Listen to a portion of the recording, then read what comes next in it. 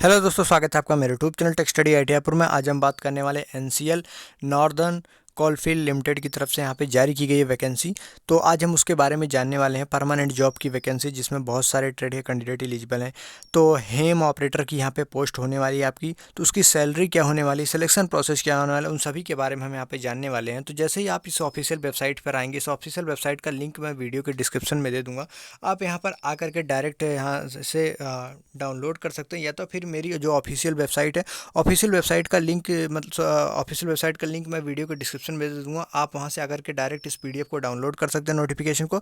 या फिर Telegram channel का लिंक भी मैं वीडियो के डिस्क्रिप्शन में दे दूँगा, आप वहाँ से जाकर के डाउनलोड कर लीजिएगा।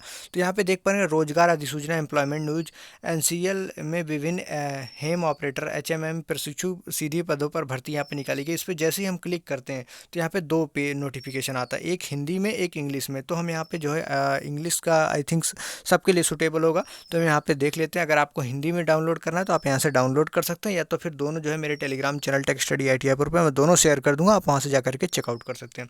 तो चलिए, हमने नोटिफिकेशन को डाउनलोड कर रखा है, अब हम आपको वहाँ पे नोटिफिकेशन पे लेके चलते हैं। तो जैसा कि आप सब देख पा रहे हैं, हमने नोटिफिकेशन को ऑफिशियल वेबसाइट से डाउनलोड करके ओपन कर लिया। यहाँ पे नॉर्दर्न कोलफील्ड लिमिटेड, ये मिनी रत्ना कंपनी है, एनसीएल की तरफ से यहाँ पे जारी किया गया है। ये भर्ती वे एम्प्लॉयमेंट न्यूज़ के तहत निकाली गई है वैकेंसी, ये मध्य प्रदेश की तरफ से निकाली गई है। तो यहाँ पे जो वैकेंसी है वो हेम ऑपरेटर की यहाँ पे देख पा रहे हैं, हेम ऑपरेटर ट्रेनिंग की वैकेंसी यहाँ पे निकाली गई है। पोजीशन आपकी क्या होने वाली है उसके बारे में हम यहाँ पे देख लेते हैं। यहाँ पे जो है 7 तरीके की ऑपरेटर की वैकेंसी है इसमें। यहाँ पे है shovel operator, dumper operator, surface operator, dozer operator, grader operator, पे लोडर ऑपरेटर, क्रेन ऑपरेटर। ये 7 तरीके की ऑपरेटर की वैकेंसी निकाली गई, जिसमें आपके पास एचएमबी हैवी मोटर व्हीकल या फिर ट्रांसपोर्ट का लाइसेंस होना चाहिए फ्रॉम आरटीए या आरटीओ के द्वारा, जो इंडियन स्टेट उनके द्वारा जारी किया गया होना चाहिए। उसके बाद आपके पास 10th होना चाहिए। 10th के बाद जो है आपके पास या 10th होना चाहिए, या फिर हाई स्कूल 12th आपने जो भी किया हो एजुकेशन में यहाँ पे अपनी कर रखा हो। उसमें सबसे ज़्यादा वैकेंसी की बात करते हैं डंपर ऑपरेटर 221 में वैकेंसी यहाँ पे। सॉवल में देख पा रहे हैं 35 वैकेंसी यहाँ पे। सरफेस में 25 वैकेंसी यहाँ पे। डोजर में यहाँ पे 37 वैकेंसी है। ग्रेडर में 6 वैकेंसी है। पे लोडर में 2 वैकेंसी है। 12 वैकेंसी क्रेन ऑपरेटर में। टोटल 238 पोस्ट पे यहाँ पे वैकेंसी आपको देखने के लिए मिलेगी। अब हम यहाँ पे आगे की तरफ बात करते हैं। हैवी मोटर लाइसेंस का आप होना चाहिए, तभी आप यहाँ पे अप्लाई कर सकते हैं। और आपके पास 10th 12th आईटीआई जो भी किया तो यहाँ पे अप्लाई कर सकते हैं। उसके बाद यहाँ पे देख पा रहे होंगे टोटल यहाँ पे 338 पोस्ट पे वैकेंसी है। यहाँ पे कैटेगरी वाइज वैकेंसी आउट की गई है, आप लोग देख लीजिएगा। हम वीडियो में आगे की तरफ बढ़ते हैं। यहाँ पे जो कहा गया है कि जो मिनिमम परसेंटेज मार्क्स है वो जनरल ईडब्ल्यूएस को 55% लेके आना है। और उसके साथ साथ यहाँ पर जो है ओबीसी को 50%, एससी एसटी को 45% होना ही चाहिए, तभी आप जो है यहाँ पे आगे की तरफ क्वालिफाई करते हैं, मतलब आप सिलेक्शन की तरफ बढ़ सकते हैं। तो हम आगे की तरफ, ये जो यहाँ पर मैंने बताया 55%, 50%, ये आपके 10th में होने चाहिए। मतलब जनरल ईडब्ल्यूएस से कैटेगरी से आते तो 10th में आपके 55% होने चाहिए। ओबीसी एनसीएल से आते तो आपके 10th में 50% होना चाहिए। एससी एसटी से आते तो 45% 10th में होना चाहिए, तो ही आप यहाँ पे फॉर्म अप्लाई कर सकते हैं। 3 साल का पहले यहाँ पे ट्रेनिंग पीरियड पे आप रखे जाएंगे, उसके बाद यहाँ पे आपको परमानेंट किया जाएगा। अब उसके बाद हम यहाँ पे बता देते हैं जो यहाँ पे 7 तरीके की ऑपरेटर की वैकेंसी, जिसमें ग्रेड फर्स्ट की जहाँ पे मतलब आपका पर डे की जो सैलरी होनी 1502 रुपये 66 पैसे पर डे होने वाली है। अगर हम बात करें 15 या 45 45 46 हज़ार आपकी पर डे सैलरी, सॉरी 45 46 हज़ार आपकी पर मंथ सैलरी यहाँ पे बनने वाली, काफ़ी अच्छी सैलरी होने वाली है। 3 साल की आप ट्रेनिंग पीरियड में रहेंगे यहाँ पे। अगर आप सक्सेसफुली 3 साल का ट्रेनिंग पीरियड कर लेते हैं, उसके बाद सूटेबल पाए जाते हैं, आपके अंदर कोई भी खामियां नहीं पाई जाती, बिल्कुल सही तरीके से पाए जाते हैं, तो आपको यहाँ पे परमानेंट यहाँ पे रख लिया जाएगा। उसके बाद यहाँ पे बेसिक पे के अलावा यहाँ पर आपका अलाउंस, डीए, एचआरए, ये सब अलग से आपको मिलेगा। मतलब की बात करें तो 60 हज़ार के समथिंग यहाँ पे आपको सैलरी देखने के लिए मिलेगी। रिजर्वेशन की बात करें, SC ST OBC WS ECM जो भी है, इन सबको अपनी कैटेगरी के हिसाब से छूट देखने के लिए यहाँ पे मिलेगी। अब यहाँ पे हम आगे की तरफ बात करते हैं, एज लिमिट की बात कर लेते हैं। एज लिमिट की बात करें जो, तो यहाँ पे अनरिजर्व ईडब्ल्यूएस को कोई एज रिलैक्सेशन नहीं है। एससी एसटी को 5 साल की, ओबीसी को 3 साल की, एक सर्विसमैन को यहाँ पे 3 साल की देखने के लिए मिलेगी। लेकिन अगर ओबीसी से है तो 6 साल की, एससी एसटी से है तो 8 साल की यहाँ पे देखने के लिए मिलेगी। और जो डिपार्टमेंटल के कैंडिडेट हैं उनको यहाँ पे कोई भी एज लिमिट यहाँ पे देखने के लिए नहीं मिलेगी। अब यहाँ पे मतलब कोई भी एज डिसाइड ही नहीं किया है, जितना भी अपर एज हो अप्लाई कर सकते हैं। यहाँ पे एप्लीकेशन फ़ीस की बात करें तो यहाँ पे 500 रुपये एप्लीकेशन फ़ीस, सॉरी 500 नहीं, अनरिजर्व ईडब्ल्यूएस की बात करें तो 1000 एप्लीकेशन फ़ीस है और 180 रुपये जीएसटी इंक्लूडेड है। टोटल 1180 रुपये फॉर्म फ़ी जो है यहाँ पे भरना पड़ेगा। ओबीसी और ईडब्ल्यूएस और जनरल के लिए, ये 3 कैटेगरी के लिए यहाँ पे 1180 पे करना पड़ेगा। बाकी SC ST ESM और डिपार्टमेंटल कैंडिडेट के लिए कोई फॉर्म फीस यहाँ पे लगने वाला नहीं है। अब यहाँ पे हम आगे की तरफ बात करते हैं।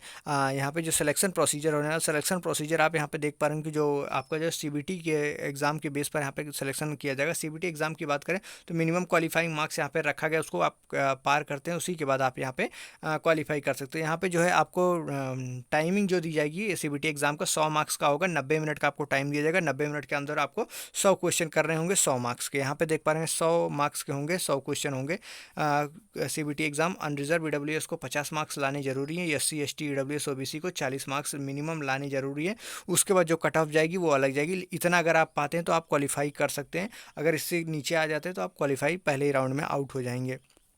अब यहाँ पे हम आगे की तरफ बढ़ते हैं तो यहाँ पे कुछ जनरल इंस्ट्रक्शन दिए गए। यहाँ पे कहा गया कि अपनी कैटेगरी, डेट ऑफ बर्थ सब चीज़ सही से फिल कीजिएगा, ईमेल आईडी वगैरह सब चीज़ सही से डालिएगा।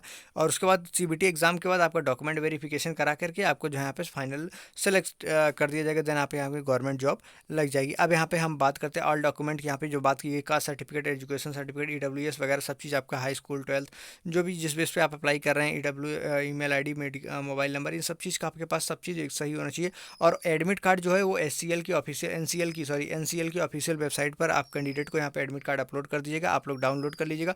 कोई भी इनवैलिड या रॉन्ग मतलब चीज़ें आप देते हैं तो वहाँ पर आपका डिले का मतलब रिजेक्ट कर दिया जाएगा आपका फॉर्म। उसके लिए आप मतलब बहुत ही ध्यान से दीजिएगा कि कोई चीज़ आपको गलत यहाँ पे ना उनको पाई जाए। अब यहाँ पे हम आगे की तरफ बढ़ते हैं। और भी क्या क्या इन्फॉर्मेशन, अप्लाई कैसे करना है आपको अप्लाई जो है ये देख पा रहे हो कि NCL की ऑफिशियल वेबसाइट है www.nclcil.in पे जाना है। उसके बाद यहाँ पे करियर पे क्लिक करना है, फिर रिक्रूटमेंट पे जाना है, फिर उसके बाद एम्प्लॉयमेंट वाले ऑप्शन पे क्लिक करके नोटिफिकेशन फॉर डायरेक्ट रिक्रूटमेंट पर various post of hem operator training पे जाकर के फिर अप्लाई ऑनलाइन वाले सेक्शन पे क्लिक कर देना, तो आप यहाँ पे अप्लाई कर सकते हैं। यहाँ पे फिर बताया गया SC ST departmental candidate ex serviceman के लिए कोई फीस नहीं है, जबकि यहाँ पे जनरल EWS और OBC को 1000 रुपये फीस और 180 रुपये GST यहाँ पे करना होगा।